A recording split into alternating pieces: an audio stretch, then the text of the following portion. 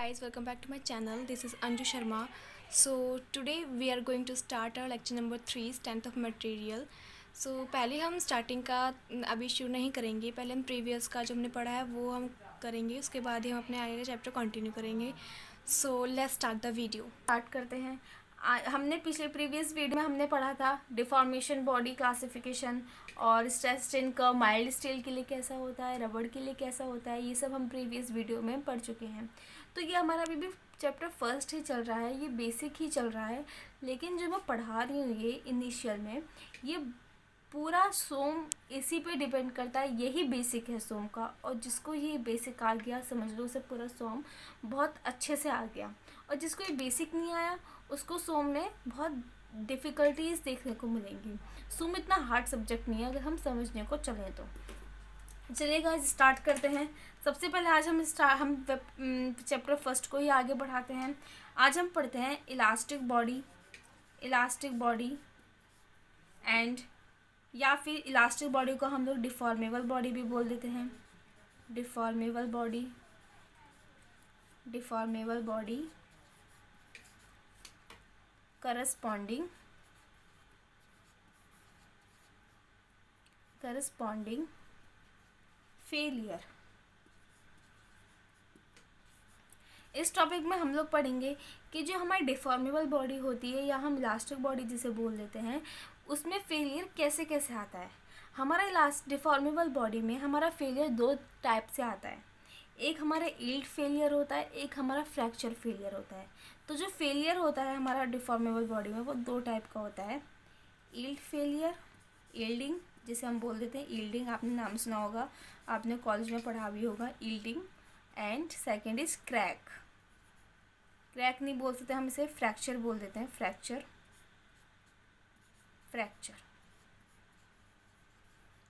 Yield क्या होता है? यील्ड फेलियर हमारा वो फेलियर होता है जिसमें हमारी बॉडी फेल होने से पहले हमें इंडिकेशन कर देती है, हमें सिग्नल दे देती है कि हाँ अब ये बॉडी फेल होने जा रही है. वो पहले से ही हमें सिग्नल मिल जाते हैं, जैसे कि क्रैक पड़ने स्टार्ट होते हैं इनिशियल में, फिर उसके बाद धीरे धीरे वो हमें संकेत दे देती है कि हाँ अब ये बॉडी फेल होने वाली है. फ्रैक्चर में क्या होता है? वो हमें कोई इंडिकेशन नहीं देती, कोई सिग्नल नहीं देती, वो तुरंत टूट जाती है. तो डैट इज़ फ्रैक्चर. तो अब हम इसे लिख लेते हैं. यील्डिंग क्या होता है? यील्डिंग के बारे में लिखते हैं before the failure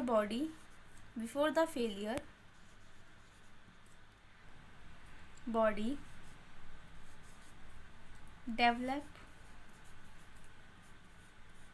develop cracks called yielding failure.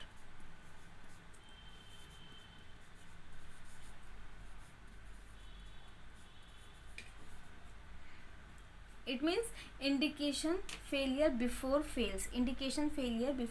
Fails होने से पहले ये हमें इंडिकेट कर देती है. इसमें क्रैक्स डेवलप हो जाते हैं तो ये हमें इंडिकेट कर देती है फेल होने से पहले हमें फेलियर को ही इंडिकेट कर देती है. फ्रैक्चर क्या होता है? Without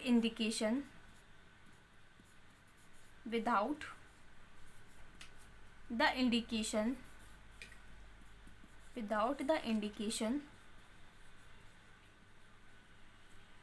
it fails suddenly. अचानक से ही ये फेल हो जाती है, हमें कोई इंडिकेशन नहीं देती है, कोई सिग्नल नहीं देती. Suddenly called fracture failure.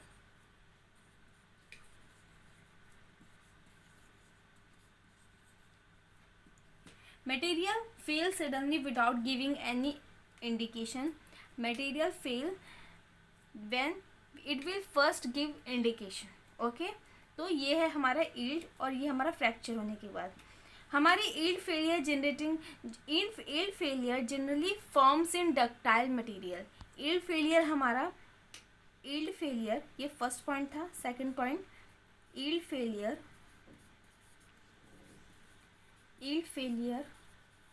Generally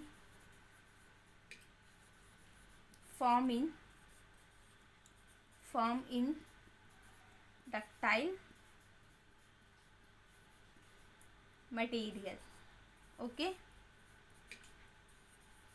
ये हमारा डक्टाइल मटेरियल में फॉर्म होता है, लेकिन फ्रैक्चर फेलियर हमारा ब्रिटल मटेरियल में जनरेट होता है। ठीक है, fracture generally form in brittle material.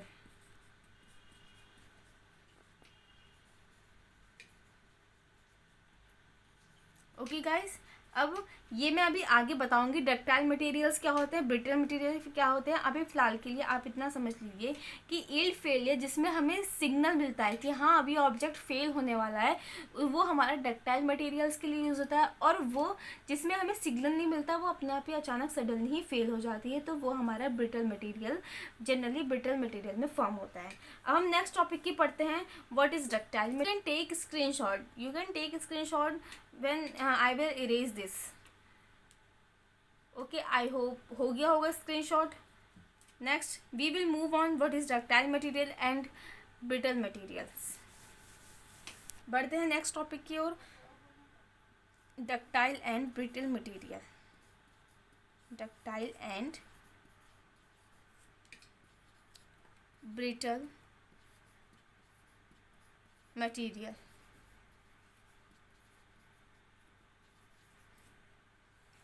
Okay, ductile मैं आपको और ये समझा देती हूँ। डक्टाइल मटेरियल कौन से मटेरियल होते हैं जिस पे हम लोड लगाते हैं और उनके अंदर एक डिफॉर्मेशन होता है, यानी कि वो एक पतली थिन प्लेट में कन्वर्ट हो जाते हैं। लोड लगाते हैं, खींचते हैं, उनके वो वायर जैसे शेप बन जाती है, वो खिंच जाते हैं, जिसमें डिफॉर्मेशन आ जाती है, वो होता है हमारा डक्टाइल मटेरियल। और ब्रिटल मटेरियल वो होता है जिसमें हम लोड लगाते हैं लेकिन उसमें कुछ भी डिफॉर्मेशन नहीं आती, वो एकदम से क्रैक हो जाते हैं, यानी कि टूट जाते हैं, तो वो होते हैं हमारे brittle material. I hope you understand this. So सबसे पहले डक्टाइल मटेरियल, इन दोनों की डेफिनेशन लिख लेते हैं। Ductile material ductile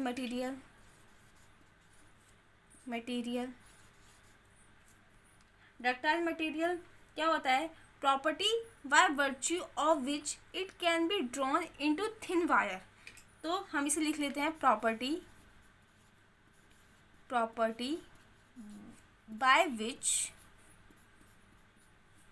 by virtue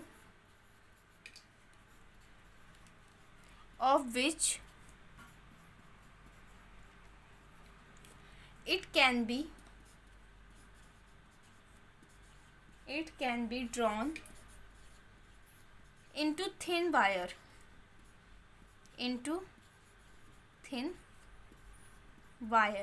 it means load लगाने पे इसमें डिफॉर्मेशन आ जाती है, इसमें शेप चेंज हो जाता है, इसमें डिफॉर्मेशन आ जाती है। ठीक है, और इसमें डिफॉर्मेशन आती है तो बहुत ज़्यादा लंबी डिफॉर्मेशन आती है। तो यानी कि यहाँ पे कौन सी डिफॉर्मेशन अकर होती है? यहाँ पे एलोंगेटेड डिफॉर्मेशन अकर होती है। ठीक है, दैट इज़ कॉल्ड डक्टिलिटी। इसे हम डक्टिलिटी बोलते हैं। ओके, तो हमारा जो डक्टाइल मटेरियल होता है, डक्टाइल मटेरियल हमारा, देखो हमारे दो तरह के डक्टाइल मटेरियल होते हैं, डक्टाइल हो गया तो वो ब्रिटल होगा। लेकिन ये दोनों जो मटेरियल होते हैं, अब कंप्रेशन स्ट्रेस जो होती है वो इन दोनों में ही ज़्यादा होती है। कंप्रेशन जो स्ट्रेस होती है वो किसी भी मटेरियल में हमेशा कंप्रेशन स्ट्रेस ज़्यादा होती है। कोई मटेरियल हमारा शियर में वीक होता है, कोई मटेरियल हमारा टेंशन में वीक होता है। तो हमारे डक्टाइल की बात करें तो हमारा डक्टाइल में क्या होता है? डक्टाइल मटेरियल हमारा कंप्रेशन में स्ट्रॉन्ग होता है, हमारा कंप्रेशन में स्ट्रॉन्ग होता है। देन ये सब, इसके बाद टेंशन में ये स्ट्रॉन्ग होता है, कंप्रेशन के बाद ये टेंशन में स्ट्रॉन्ग होता है।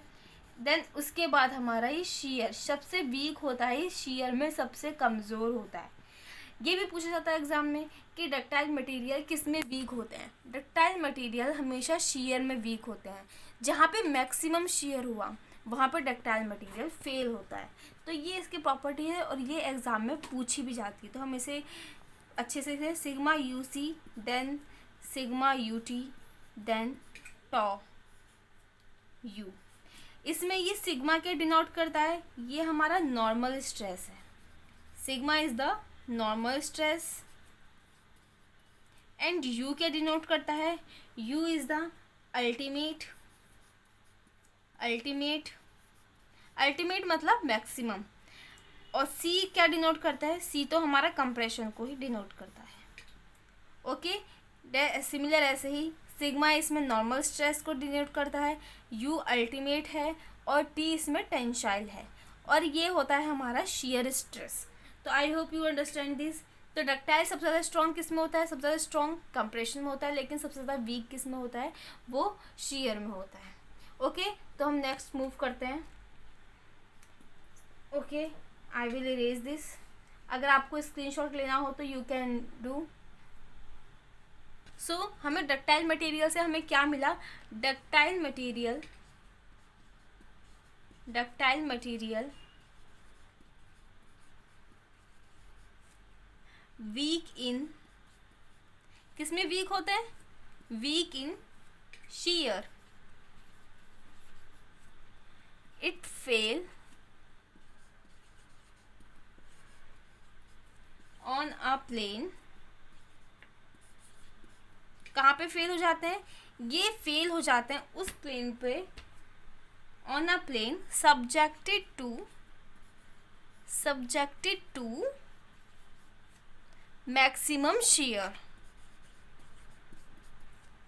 तो ये क्वेश्चन पूछा जाता है, ये कहाँ फेल हो जाते हैं, जहाँ पे मैक्सिमम शेयर होगा, क्योंकि शेयर में ये कमज़ोर होते हैं, और जहाँ पे मैक्सिमम शेयर होगा वहाँ पे ये फेल हो जाएंगे। ओके, अच्छा, अभी क्वेश्चन आता है, जो हमारा डक्टाइल मटेरियल होता है, डक्टाइल मटेरियल हायर, हम क्या बोलेंगे कि ये मटेरियल हमारा हायर डक्टिलिटी का है। तो जब उसमें स्ट्रेन ज़्यादा होगी, अल्टीमेट स्ट्रेन ज़्यादा होगा, ज़्यादा डिफॉर्मेशन होगी, तो वहाँ पे क्या होती है, डक्टिलिटी हायर होती है। तो एक पॉइंट ये भी बहुत इंपॉर्टेंट बन जाता है, इफ़ अल्टीमेट स्ट्रेन या डिफॉर्मेशन, इफ़ अल्टीमेट स्ट्रेन या डिफॉर्मेशन भी हम बोल देते हैं, is higher than higher the ductility. तो ये बहुत इंपॉर्टेंट पॉइंट है, हम किसी भी चीज़ को हम कैसे पहचानेंगे कि सबसे ज़्यादा डक्टिलिटी है, कम डक्टिलिटी। अच्छा, एक ग्राफ में मैं आपको कुछ दिखा देती हूँ, उससे आपको उससे ज़्यादा क्लियर समझ में आ जाएगा। ये हमारा एक ऑब्जेक्ट ये है, एक ऑब्जेक्ट हमारा ये है, ये हमने मान लिया ए, ये हमने मान लिया बी। अगर आपसे पूछा जाए कि सबसे ज़्यादा डक्टिलिटी किस में है, अब ए में है या बी में है सबसे ज़्यादा डक्टिलिटी, जिसमें मैंने आपको क्या बताया, जिसमें हायर स्ट्रेन होगी, जिसमें ज़्यादा डिफॉर्मेशन होगी, उसमें ज़्यादा से ज़्यादा डक्टिलिटी होगी, और ये स्ट्रेन होता है और यहाँ पे ये स्ट्रेस होता है। तो देखिए यहाँ पे हमने लोड लगाया, इसकी स्ट्रेस बढ़ गई, इसकी स्ट्रेस यहाँ आई, यानी कि एप्सिलॉन बी की स्ट्रेस यहाँ आई, और एप्सिलॉन ए की, ये ए की जो स्ट्रेस है वो यहाँ, यानी कि इसका फेलियर पॉइंट यहाँ पे है और इसका फेलियर पॉइंट यहाँ पे है। तो जिसमें स्ट्रेन ज़्यादा होगी, जिसमें डिफॉर्मेशन ज़्यादा होगी, वो ज़्यादा हायर डक्टिलिटी का होगा। तो हम कह सकते हैं कि strain in B is greater than strain in A. तो then we can say B is more ductile, B is more ductile than A, ductile than A, हम ये बोल सकते हैं, है ना, ए। क्यों, क्योंकि strain in B is greater than strain in A. Okay, हम ब्रिटल मटेरियल की बात कर लेते हैं हम। आई होप आपको डक्टाइल मटेरियल अच्छे से समझ में आया होगा। ब्रिटल मटेरियल की बात कर लेते हैं।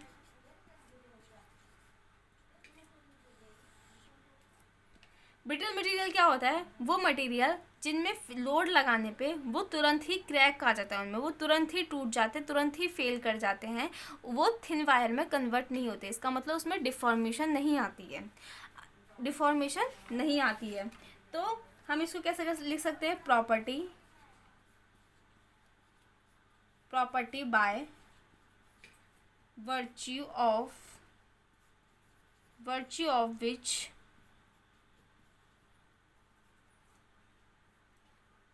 which can't be drawn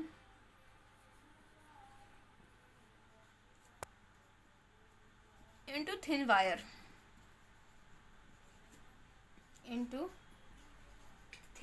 called brittle material, brittle material.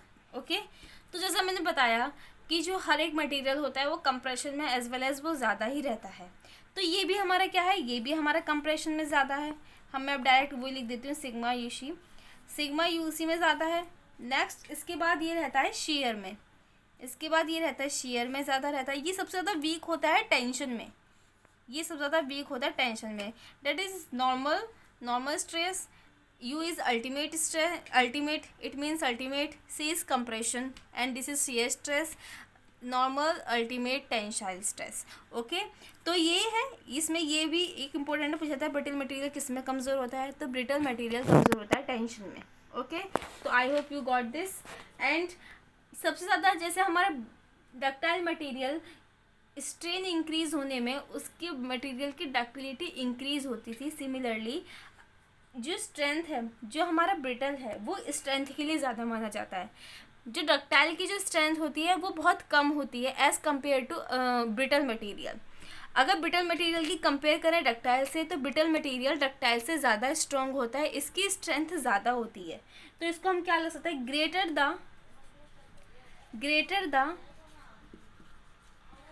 The ultimate strength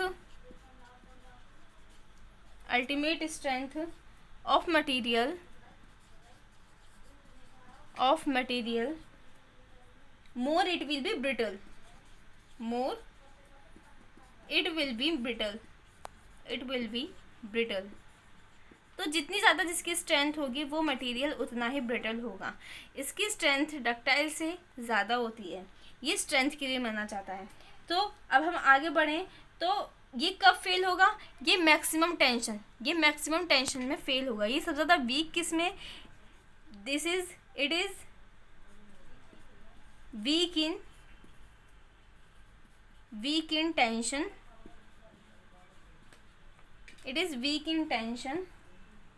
it fails in a plane where subjected to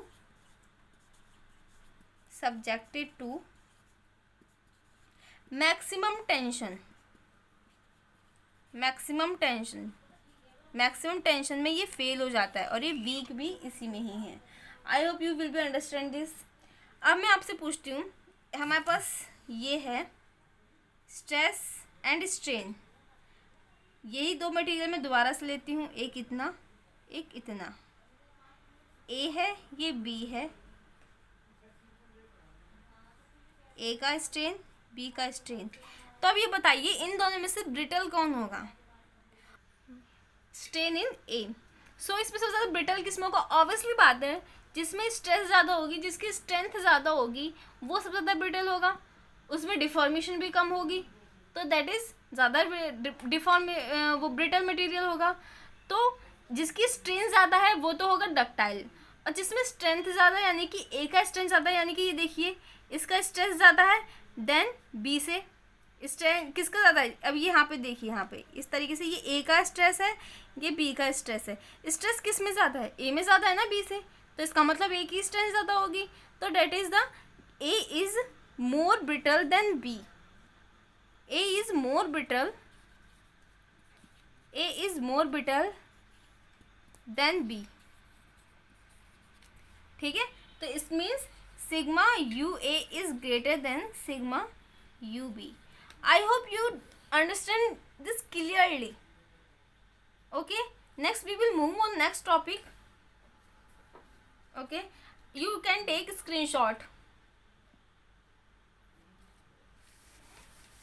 I hope आपको ब्रिटल और डक्टाइल मटेरियल में डिफरेंस समझ में आ गया होगा। तो अब आप इजीली फाइंड कर सकते हो difference between bodies in ductile and brittle material. आप बता सकते हो देखिए कि कौन सी बॉडी डक्टाइल है और कौन सी बॉडी ब्रिटल है। I hope that is clear. We will move on next topic, that is types of loading.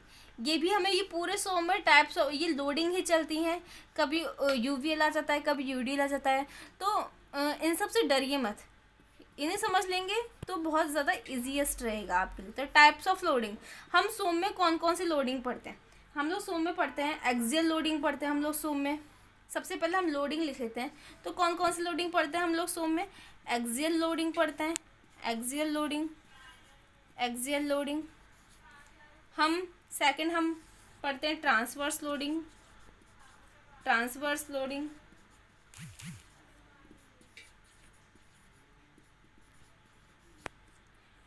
Third is concentrated loading, concentrated movement, sorry, concentrated movement. Fourth is twisting movement.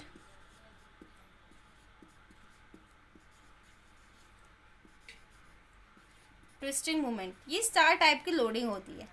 Axial loading क्या होती है? Axial loading 2 तरह की होती है, एक concentrated loading, concentrated loading, concentrated, concentrated axial loading,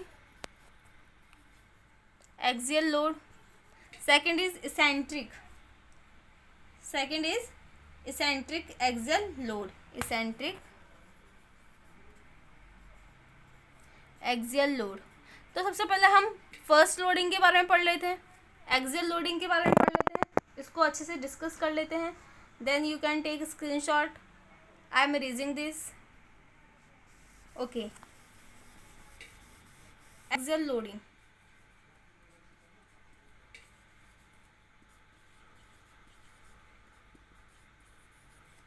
axial loading 2 तरह की होती है। हम 2 ऑब्जेक्ट बना लेते हैं। ये ऑब्जेक्ट मैंने सिलेंड्रिकल ले लिया है, आप कुछ भी हो सकता है, कोई भी ऑब्जेक्ट हो सकता है।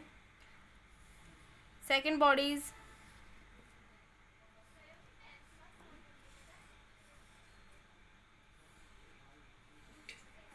इसका सेंटर ये है, इसका सेंटर ये है। हमने क्या बताया कि 2 तरह की एक्सियल लोडिंग होती है। अगर ये लोड बिल्कुल सेंटर पे लगता है, इसके क्रॉस सेक्शन के बिल्कुल परपेंडिकुलर, इट मीन्स ये मान लीजिए इसका क्रॉस सेक्शन है, ये इसका कोई सेंटर पॉइंट है, बिल्कुल सेंटर, ये सेंटर, ये सेंटर पॉइंट है। इसका लोड इस क्रॉस सेक्शन के परपेंडिकुलर ऐसे लग रहा है, इस तरीके से, इस तरीके से ये लोड लग रहा है। अब ये लोड आउटवर्ड डायरेक्शन में भी हो सकता है और ये लोड इनवर्ड डायरेक्शन में भी हो सकता है। ये लोड आउटवर्ड डायरेक्शन में भी हो सकता है, perpendicular to the body, and ये लोड यहीं पे इसी पॉइंट पे इनवर्ड डायरेक्शन में भी हो सकता है।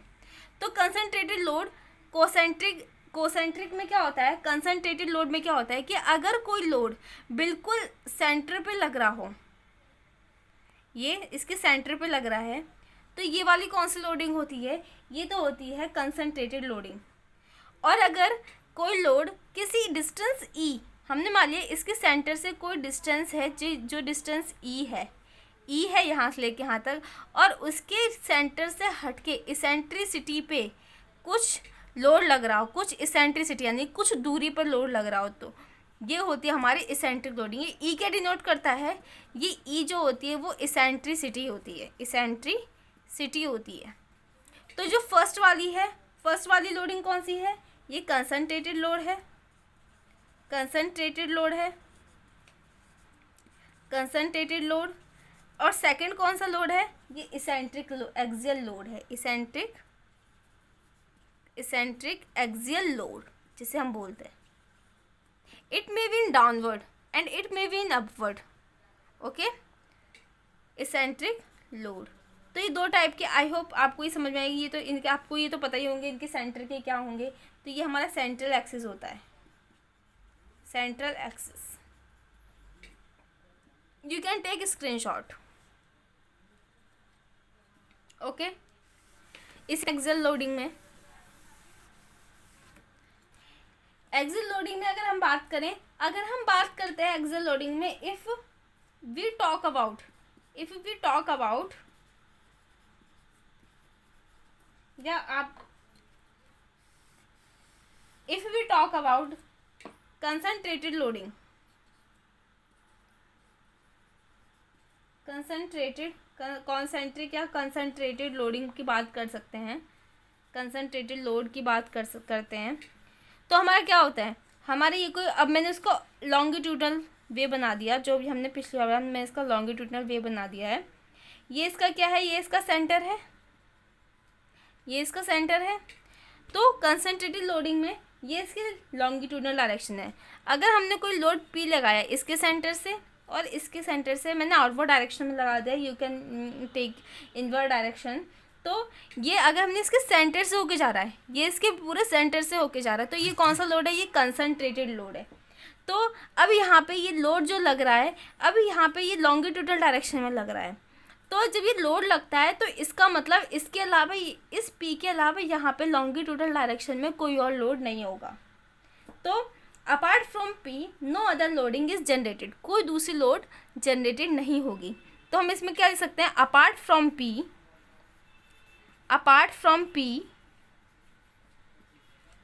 No other loading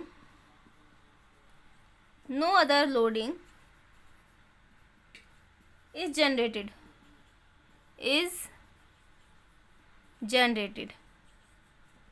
okay. अगर हम इसेंट्रिक लोडिंग की बात करते हैं, if we talk about eccentric loading, तो अगर हम बात करें तो ये हमारा कौन सा है, ये मान लीजिए हमारा, मैंने इसकी जगह अभी मैंने दूसरा शेप ले लिया है इसकी जगह। इस तरीके के शेप अगर हम ले लेते हैं तो इसका सेंटर क्या हुआ, इसका सेंटर की अगर हम बात करें, ये थोड़ा अजीब बन गया, इसका सेंटर लेने में दिक्कत हो रही है, मैं दोबारा बना देती हूँ। इसका सेंटर यहाँ पे होगा, ओके, ये इसका लॉन्गिट्यूडनली सेंटर होगा, है ना। अगर हम इससे कुछ ई डिस्टेंस की दूरी पे, यहाँ से कुछ ई डिस्टेंस की दूरी पे यहाँ पे पी लोड लगाते हैं, तो हमें क्या करना पड़ता है कि हमें कोई भी क्वेश्चन अगर इस तरीके का आता है कि सेंटर से हट के लोड लगा हो, तो सबसे पहले हमें उसे सेंटर में लाना पड़ता है। ये ज़रूरी है कि सबसे पहले हमें उसे सेंटर में लेकर आना है। तो ट्रांसफ़र आफ्टर, अगर हम इस लोडिंग को सेंटर में ट्रांसफ़र करेंगे तो transfer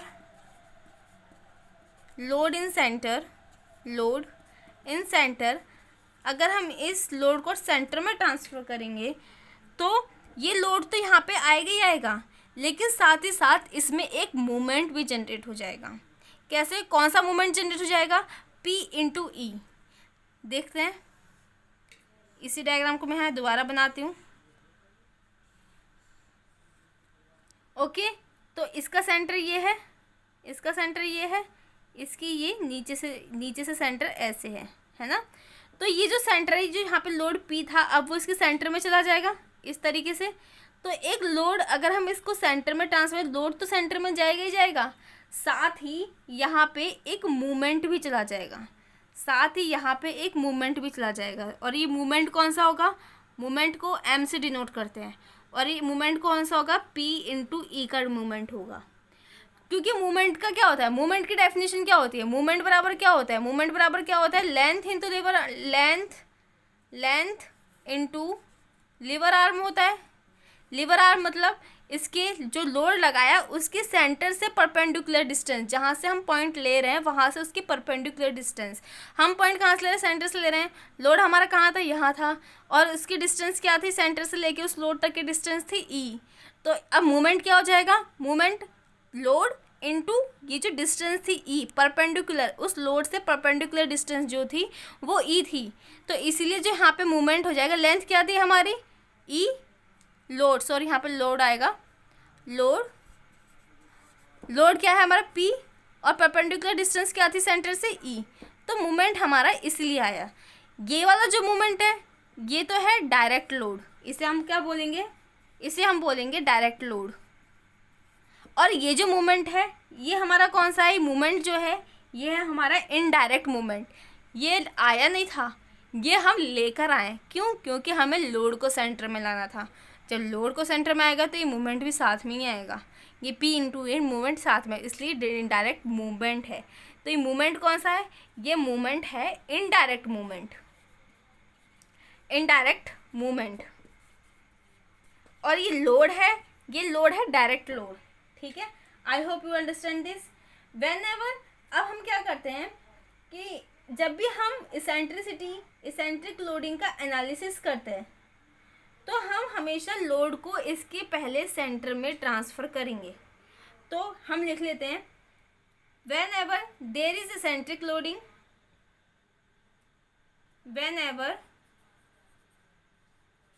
whenever there is eccentric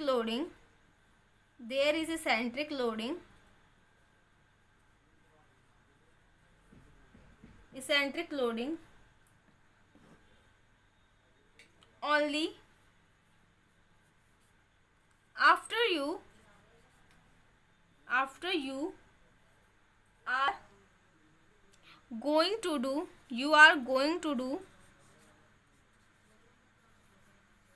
transfer the load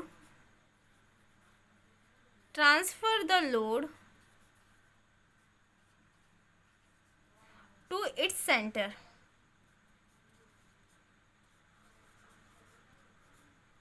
I hope कि आपको ये समझ में आ गया होगा।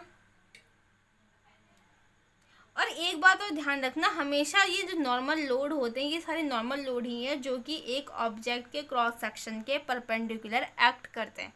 आपको ये भी बात पता होनी चाहिए। तो you can take screenshot, then I am erasing it.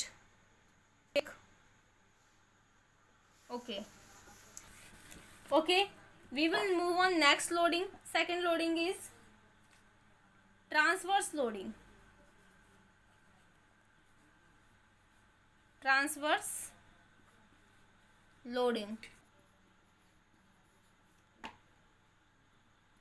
Okay, अब ट्रांसवर्स लोडिंग क्या होता है? लॉन्गिट्यूडल पर देखो, मैं एक एग्जांपल के हिसाब से समझाती हूँ। मान लीजिए ये कोई एक बिजली का खंभा है, ओके। यहाँ से कुछ वायर जा रही हैं, इस खंभे से कुछ वायर दूसरे खंभे पे जा रही हैं।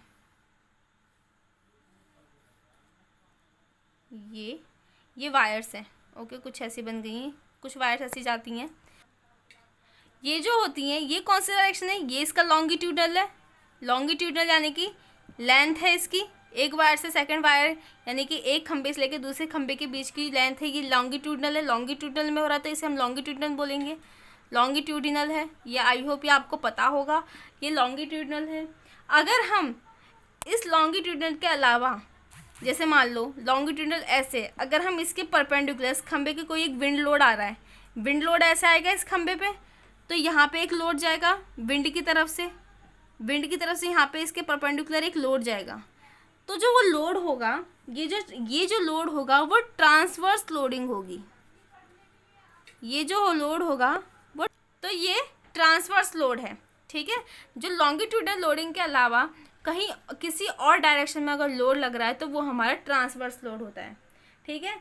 अगर हम कहें कि इसका, मान लो ये एक्सिस होते हैं, Z axis, X Y Z. अगर हमारा लॉन्गिट्यूडनल यानी कि लेंथ जो है वो एक्स डायरेक्शन में, तो ट्रांसवर्स लोडिंग जो होगी वाई या जेड डायरेक्शन में होगी, ठीक है। अब हम नेक्स्ट मूव करते हैं। इफ़, चलो इसे लिख लेते हैं। इफ़ आई से दिस लॉन्गिट्यूडनल डायरेक्शन, अगर हमारे पास लॉन्गिट्यूडनल डायरेक्शन, अगर हमारे पास लॉन्गिट्यूडनल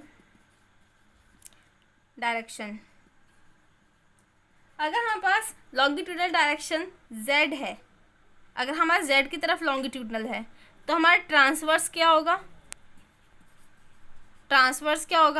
x या y होगा, इनमें से एक होगा। अगर हमारा लॉन्गिट्यूडनल डायरेक्शन x है तो हमारा ट्रांसवर्स क्या होगा? z या y होगा। अगर हमारा लॉन्गिट्यूडनल डायरेक्शन y है तो हमारा ट्रांसवर्स क्या होगा? z होगा या x होगा। लॉन्गिट्यूडनल डायरेक्शंस के अलावा जो डायरेक्शन होती है, इसके अलावा कहीं भी ट्रांसवर्स होता है, एक्स वाई, जेड वाई या Z x. I hope you understand this.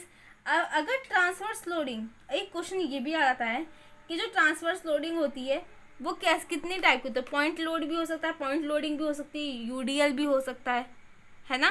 तो you can take screenshot this. I hope you understand this. Generally जो क्वेश्चन पूछा जाता है वो पूछा जाता है कि ट्रांसवर्स लोडिंग क्या होती है। ट्रांसवर्स लोडिंग में कंसंट्रेटेड लोडिंग क्या होती है, यूनिफॉर्मली डिस्ट्रीब्यूटेड लोडिंग क्या होती है, यूवीएल क्या होती है। तो कंसंट्रेटेड लोड क्या होता है, अगर हम इसमें बात करें ट्रांसवर्स लोडिंग में कंसंट्रेटेड लोडिंग की, कंसंट्रेटेड लोडिंग, तो इफ आई से, अगर मैं कहूँ कि हमारे पास एक बीम है, ओके, हमारे पास ये बीम है,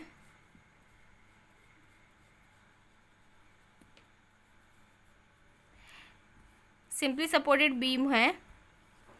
अगर यहाँ पे कंसंट्रेटेड पॉइंट लोड P लगा हो, किसी एक पॉइंट पे लगा हो, अगर किसी एक पॉइंट C कह दो, किसी एक पॉइंट पे अगर लोड लगा है, तो ये जो लोड होता है वो हमारा कंसंट्रेटेड लोड होता है। आगे बात समझ में, ये हमारा जो लोड है जो किसी एक पॉइंट पे लगा है वो हमारा कंसंट्रेटेड लोड होता है। सेकंड जो लोड होता है वो हमारा कौन सा होता है, uniformly distributed load, uniformly distributed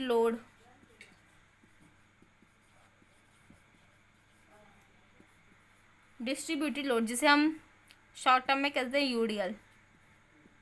तो ये कौन सा लोड होता है, अगर ये हमारा कौन सा था, देखो ये लॉन्गिट्यूडनल था, ये यहाँ से लेके यहाँ तक की लेंथ क्या थी, ये लॉन्गिट्यूडनल था, और इसके वाई डायरेक्शन में हमारा लोड P लगा, यानी कि वाई में भी लग सकता है या Z में भी लग सकता है, एक्स को छोड़ के, लेकिन एक्स में ट्रांसवर्स नहीं होता है, एक्स में लॉन्गिट्यूडनल ही रहता है।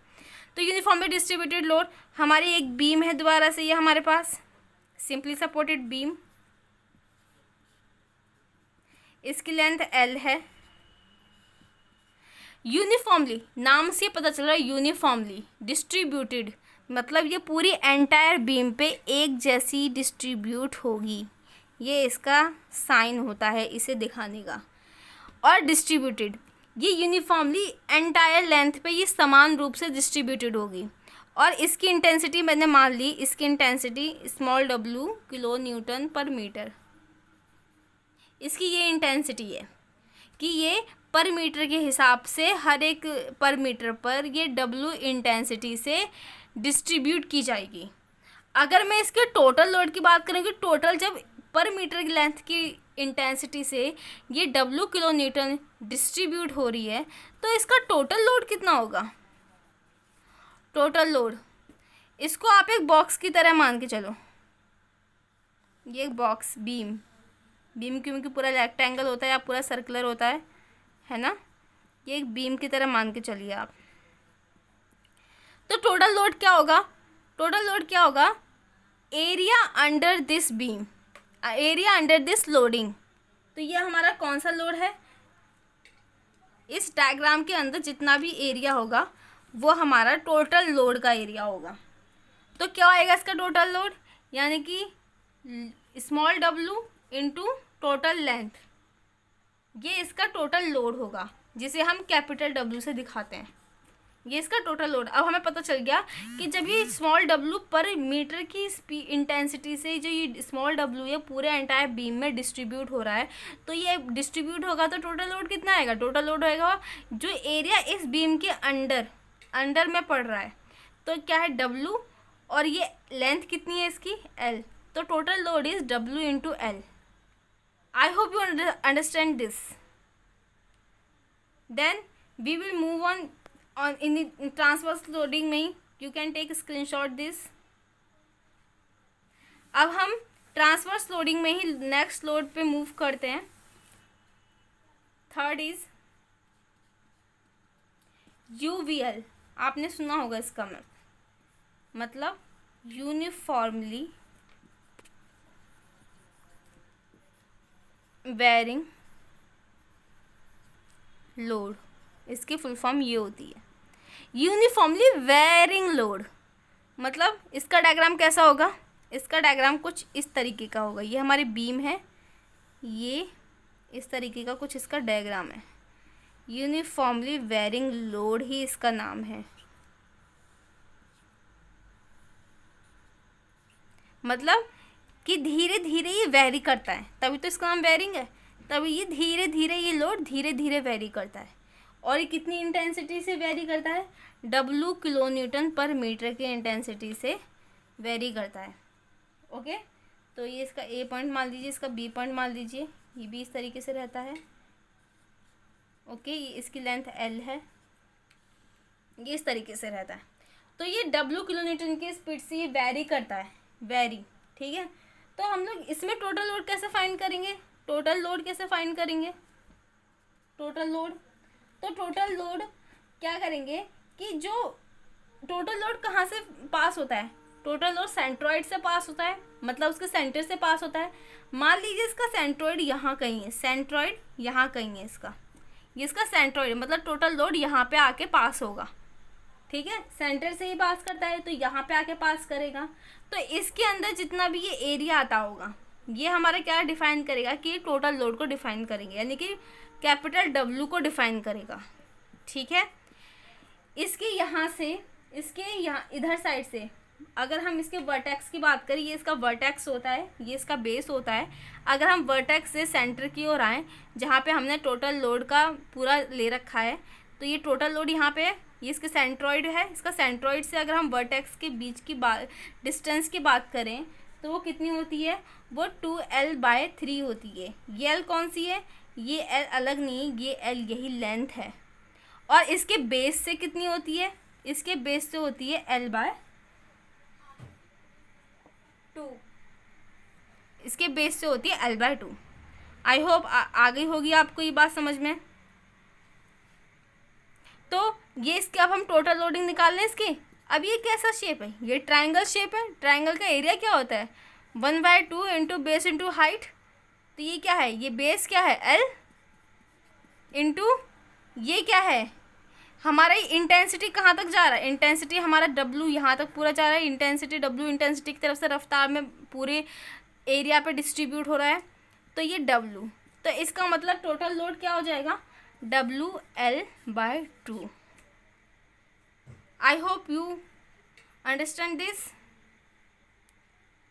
देन कहीं आपको अब हम कहीं कहीं ये तो थी ट्रांसपोर्ट लोडिंग में जितनी भी लोडिंग कंडीशन थी मैंने आपको बता दी। अब ये एक्स्ट्रा बता रही हूँ, कहीं कहीं पे क्या पूछ लेते हैं, कहीं कहीं पे ऐसी शेप दे देते हैं, आपने कहीं कहीं देखी भी होंगी, कहीं कहीं ऐसी भी शेप दे देते हैं।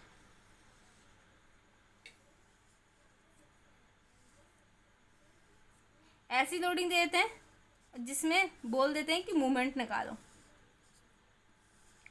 कोई भी पॉइंट दे देते हैं, कहीं भी पॉइंट दे देते हैं, बोलते हैं कि मूवमेंट निकालो।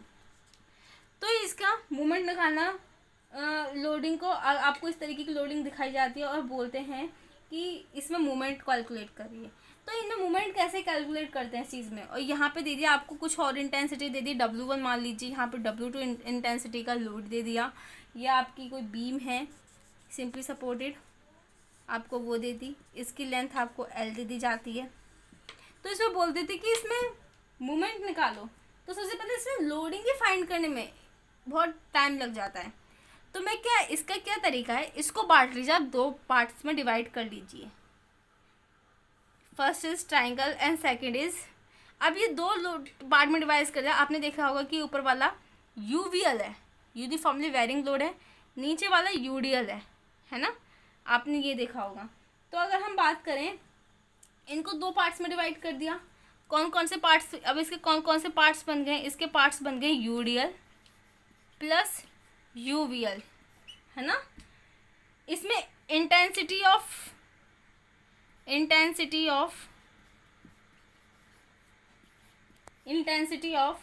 यूवीएल कौन सी है? ये हमारी पूरा W2 है ना। अब हमें ऊपर वाले की इंटेंसिटी, क्योंकि अभी हम यूवीएल की बात करें तो हमें ऊपर वाले की इंटेंसिटी चाहिए। अब ये पूरा W2 है, अगर हम इस W2 में से इस W1 को माइनस कर देंगे तो हमें इतना मिल जाएगा, कर सकते हैं W2 माइनस W1, तो हमें किसकी इंटेंसिटी मिल जाएगी? यूवीएल ऊपर वाले की इंटेंसिटी मिल जाएगी। फिर हम आसानी से इसमें मूवमेंट निकाल सकते हैं। अगर हम इंटेंसिटी ऑफ यूडीएल की बात करें, यूडीएल की इंटेंसिटी क्या है? W1 है ऑलरेडी, क्योंकि पूरे एंटायर एरिया पे ऐसे डिस्ट्रीब्यूट है, तो W1 है, W1। तो इस तरीके से आप इसमें मूवमेंट कैलकुलेट कर सकते हैं। लोड इनटू लीवर आर्म से आप इस पर कैलकुलेट कर देते हैं। इसको 2 पार्ट्स में डिवाइड कर लीजिए, तब ज़्यादा आपके लिए सिंपल रहेगा ये। Next we will move on condition, that is concentrated movement,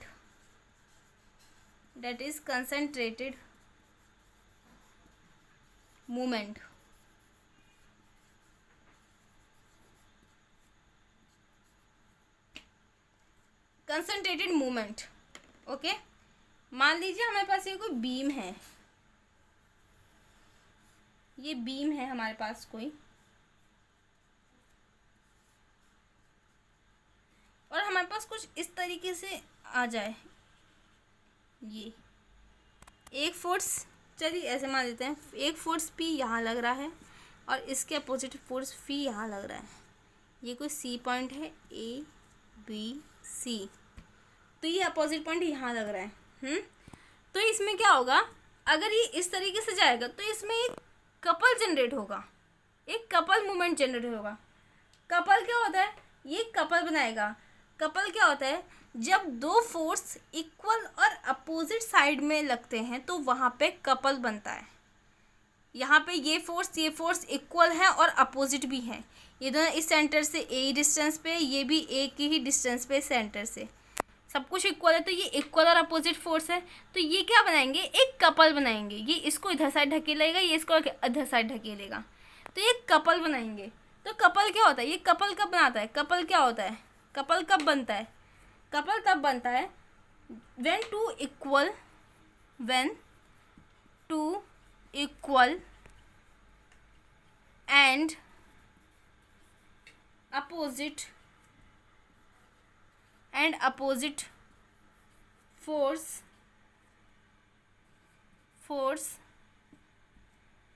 are separated by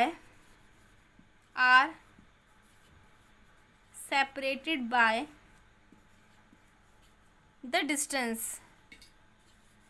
same चीज़ यहीं पे, ये यहाँ पे कपल बन रहा है, आप देख सकते हैं यहाँ पे कपल बन रहा है।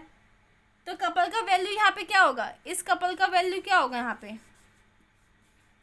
इस कपल का वैल्यू क्या आएगा, ये फोर्स लग रहा है, यानी कि फोर्स इंटू, हम क्या निकाल रहे हैं, मूवमेंट ही तो निकाल रहे हैं। मूवमेंट का फॉर्मूला क्या होता है निकालने का, force into lever arm, force into, या कपल मूवमेंट लिख सकते हैं आप इसे, force into lever arm. Force क्या है, P है हमारा फोर्स। लीवर आर्म क्या है, ये लीवर आर्म क्या है, लीवर आर्म ये तो होगा, इसकी यहाँ से लेके, अगर हम इसकी बात करें, इस फोर्स की बात करें, तो यहाँ से लेके दूसरे फोर्स तक की डिस्टेंस क्या है, A प्लस से 2A, तो इनका लीवर आर्म क्या हो गया, 2A। तो ये क्या हो गया इनका, ये कपल मूवमेंट हो गया। तो जहाँ पे two equal and opposite couple force generate हो रहे, तो वहाँ पे कपल बनता है। इस बात को ध्यान रखना।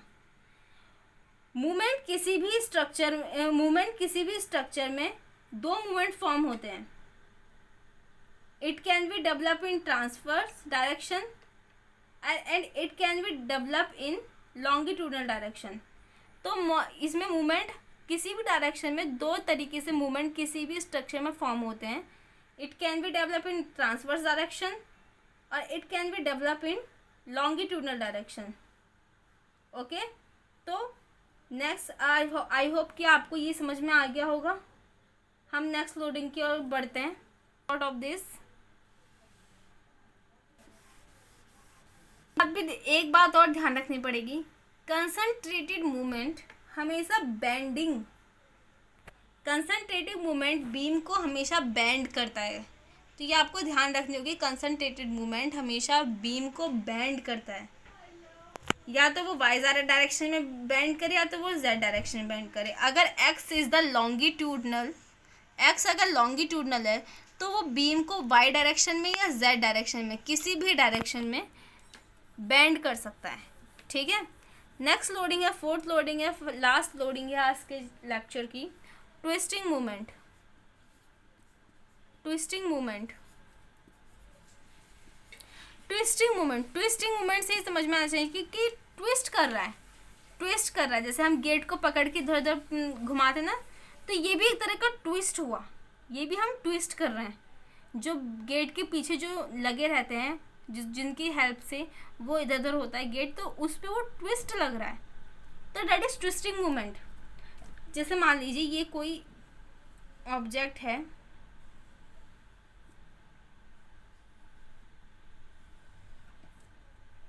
ठीक है, ये कोई ऑब्जेक्ट है, तो यहाँ पे ये इसको कहाँ घुमाएगा, एक मिनट, इसको थोड़ा राउंड बना लेते हैं। ऑब्जेक्ट है इस तरीके से, तो जो ट्विस्टिंग मूवमेंट होता है हमेशा हमेशा इस बात को ध्यान रखना, ट्विस्टिंग मूवमेंट कभी भी अब किसी भी ऑब्जेक्ट के स्ट्रक्चर के परपेंडिकुलर नहीं लगता है। हमेशा ध्यान रखना है वो अलोंग विद एक्सिस लगता है। ठीक है, जैसे अगर ये है तो ये हमारा इसके अलोंग लगेगा, कभी भी इसके परपेंडिकुलर नहीं लगेगा। हमेशा इस तरीके से इसके अलोंग डेवलप होता है। हम इसको घुमाएंगे ऐसे, तो ये ट्विस्टिंग मोमेंट हमेशा स्ट्रक्चर के अलोंग, इसके अलोंग, एक्सिस के अलोंग ही वो डेवलप होता है, उसके परपेंडिकुलर कभी डेवलप नहीं होता। परपेंडिकुलर मूवमेंट डेवलप हो करता है। ठीक है, तो परपेंडिकुलर हमेशा मूवमेंट के कारण परपेंडिकुलर डेवलप होता है, कंसंट्रेटेड मूवमेंट के कारण। ट्विस्टिंग मूवमेंट हमेशा एक्सिस के अलोंग, यानी कि स्ट्रक्चर के अलोंग, स्ट्रक्चर के साथ ट्विस्ट करता है। ठीक है, तो ये बात आपको पता होनी चाहिए। जैसे इसका क्रॉस सेक्शन है, इसका क्रॉस सेक्शन मैं अलग से बना के दिखा देती हूँ। ये इसका एक्सिस है, तो यहाँ पे क्या होता है, यहाँ पे एक फोर्स यहाँ पे इसको जनरेट करेगा, एक फोर्स इसको जनरेट करने के लिए यहाँ चाहिए, तभी तो इस तरीके से घूमेगा, है ना। तो इस तरीके से इसका क्रॉस सेक्शन कुछ इस तरीके का होगा, कुछ इस तरीके का, और इस फोर्सों की वजह से यहाँ पे एक ट्विस्टिंग मूवमेंट एक्सिस के अलोंग, देखिए एक्सिस के अलोंग ही जनरेट होगा ऐसे। ठीक है, तो ये ट्विस्टिंग मूवमेंट है। तो ये बात ध्यान रखना हमेशा, मैं इसे लिख भी देती हूँ। Twisting movement it will be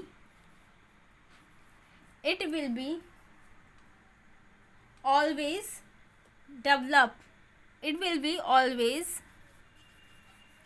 develop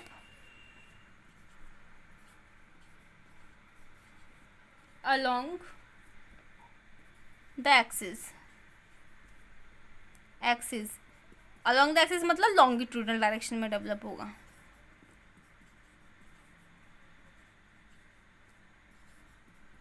longitudinal direction में डेवलप होगा। ठीक है, अगर परपेंडिकुलर डायरेक्शन में डेवलप करता है वो कंसंट्रेटेड मूवमेंट डेवलप करता है, और जिसकी वजह से बीम में क्या आता है, बीम बैंड होती है। ट्विस्टिंग मूवमेंट के हमेशा एक्सिस के अलोंग, मतलब लॉन्गिट्यूडनल डायरेक्शन में हमेशा बैंड करता है। तो आपको ये बात आई होप आपको समझ में आई होगी। आज की वीडियो में इतना ही काफ़ी ही। Please comment, like and share my video, and I hope ये वीडियोस आपको आपके एग्ज़ाम में बहुत हेल्पफुल रही होंगी। मैं आगे इस तरीके से ही आपके लिए ऐसी वीडियो लाती रहूँगी। तो मेरा ये चैनल हर टाइप के कंस्ट्रक्शन के, हर टाइप के सॉल्यूशंस के लिए, अगर आपकी कोई क्वेश्चंस हैं तो आप मुझसे कमेंट बॉक्स में पूछ सकते हैं। मैं नेक्स्ट वीडियो में उनका जवाब दे दिया करूँगी। Okay, thank you.